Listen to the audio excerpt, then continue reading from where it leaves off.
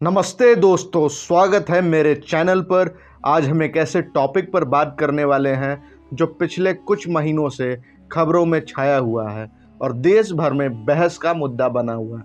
जी हाँ, मैं बात कर रहा हूँ वक्फ बोर्ड बिल की, यानी वक्फ संशोधन विधेयक 2024, जो अब 2025 में कानून बन चुका है। आखिर ये बिल क्या है, इसे क्यों लाया गया, इसमें क्या क्या बदलाव हुए हैं और इसका असर आम लोगों पर क्या पड़ेगा, इन सारे सवालों के जवाब आज आपको इस वीडियो में मिलने वाले हैं। तो वीडियो को लाइक करें, चैनल को सब्सक्राइब करें और चलिए शुरू करते हैं इस पूरी कहानी को समझने की।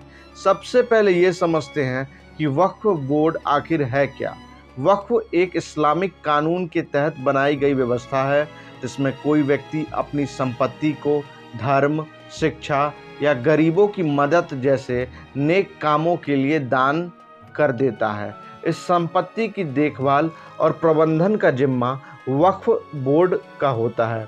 भारत में अभी 32 स्टेट वक्फ बोर्ड हैं और एक सेंट्रल वक्फ काउंसिल भी, जो पूरे देश में वक्फ संपत्ति को देखती है। आपको जानकर हैरानी होगी कि भारत में वक्फ बोर्ड के पास करीब 8.7 लाख संपत्तियां हैं, जो 9.4 लाख एकड़ जमीन पर फैली हुई है।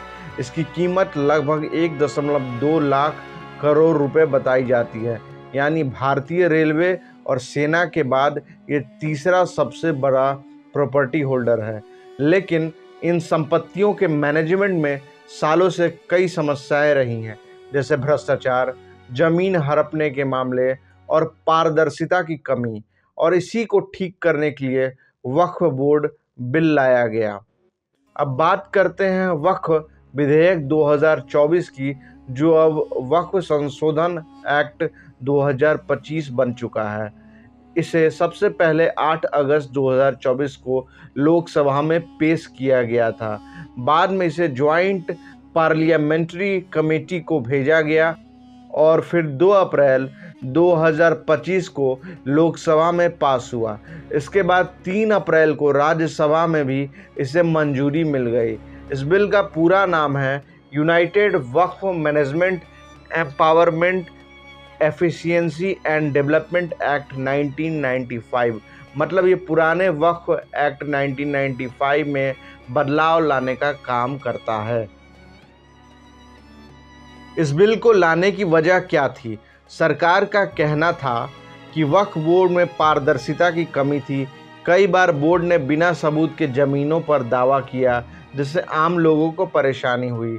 साथ ही गरीब मुसलमान, महिलाएं और छोटे समुदाय जैसे सिया और बोहरा इस सिस्टम से फ़ायदा नहीं उठा पा रहे थे। 2006 में सचर कमेटी और 2023 में हुए बदलाव के बाद भी वक्फ संपत्ति में होने वाली आय सिर्फ 163 करोड़ सालाना थी, जबकि इसकी कीमत 6000 करोड़ रुपए से ज़्यादा थी। यानी मैनेजमेंट में बड़ी खामियां थी। इसलिए सरकार ने इस बिल के जरिए सुधार करने की कोशिश की। अब सवाल ये है कि इस बिल में ऐसा क्या है जो इतना खास है। चलिए इसे पॉइंट में समझते हैं। पहला, पारदर्शिता और डिजिटलाइजेशन।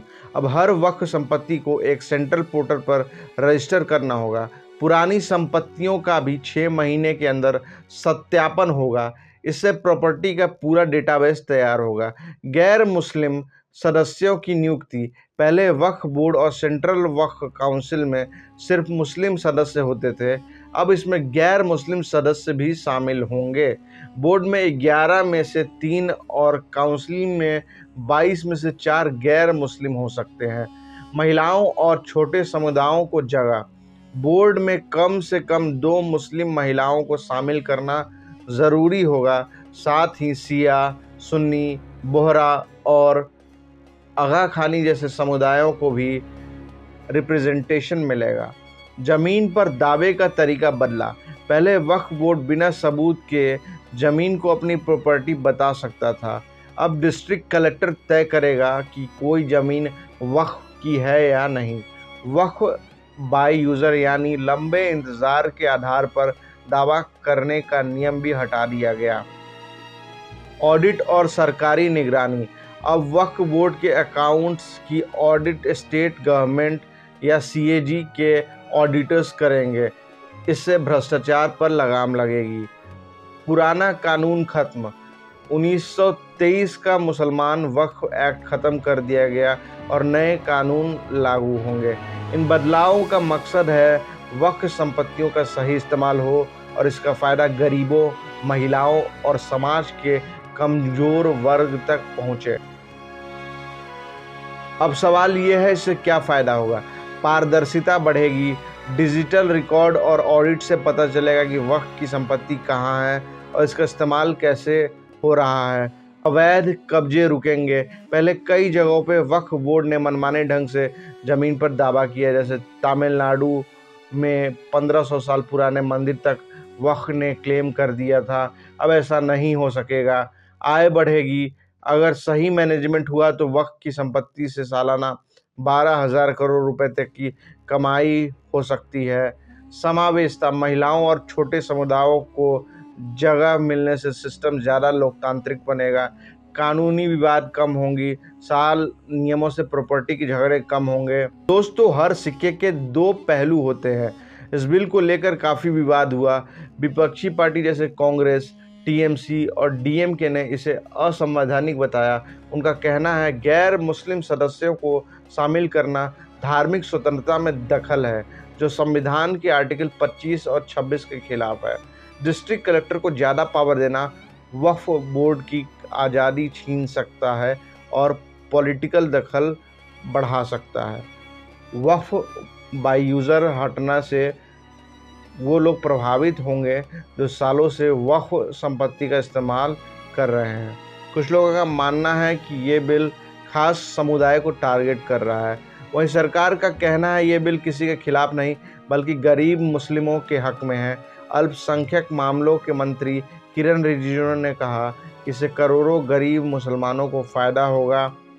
तो अब सवाल ये है, इस बिल का असर क्या होगा आम लोगों पर? जिन लोगों की ज़मीन पर वक्फ ने गलत दावा किया है उन्हें राहत मिलेगी। मुस्लिम समुदाय पर अगर सही तरीके से लागू हुआ तो वक्फ की कमाई से स्कूल, हॉस्पिटल और गरीबों के लिए मदद बढ़ सकती है। पॉलिटिक्स पर यह मुद्दा आगे भी सरकार और विपक्ष के बीच बहस का कारण बना रहेगा। कानूनी सिस्टम पर प्रॉपर्टी विवादों में कमी आएगी, लेकिन शुरुआत में कोर्ट कचहरी के मामले बढ़ सकते हैं। तो दोस्तों, ये थी वक्फ बोर्ड बिल की पूरी कहानी। एक तरफ सरकार इसे पारदर्शिता और सुधार का कदम बता रही है, तो दूसरी तरफ विपक्ष इसे आज़ादी पर हमला कह रहा है। सच क्या है ये तो वक्त ही बताएगा, लेकिन आपकी क्या राय है? क्या आपको लगता है कि ये बिल सही दिशा में है या इसमें और बदलाव की ज़रूरत है? अपनी राय कमेंट में ज़रूर बताएं। अगर वीडियो पसंद आया हो तो लाइक करें, अपने दोस्तों के साथ शेयर करें और चैनल को सब्सक्राइब करना ना भूलें। अगले वीडियो में फिर मिलते हैं, तब तक के लिए जागरूक रहें, सवाल उठाते रहें। नमस्ते।